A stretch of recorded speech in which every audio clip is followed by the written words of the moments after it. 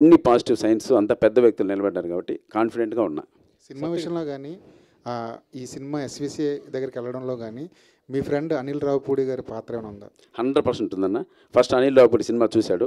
Cinema 100% బాగుంది cinema, Sirish అన్నకు చూపించు, నేను రికమెండ్ చేస్తానని చెప్పి అనిల్ రావుపూడి రికమెండ్ చేయబట్టే నేను శిరీష్ అన్న దగ్గరికి వెళ్ళాను. శిరీష్ అన్న కూడా ఇమ్మీడియట్గా సినిమా చూశారు.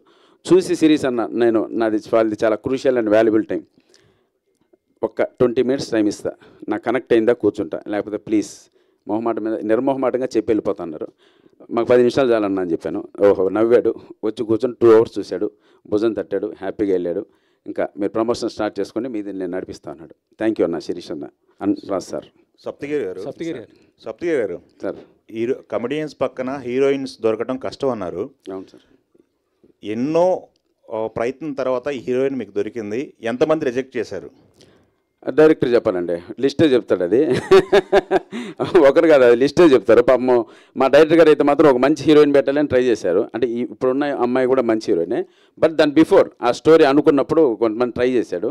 సో సప్తగిరి పక్కన కమెడీని మేము చేయమని చెప్పారు. సరే మంచిదమ్మా, మాకు దొరికిన వాళ్ళే మాకు అని హ్యాపీగా ప్రియాంక శర్మ పక్కన చేయడం జరిగింది.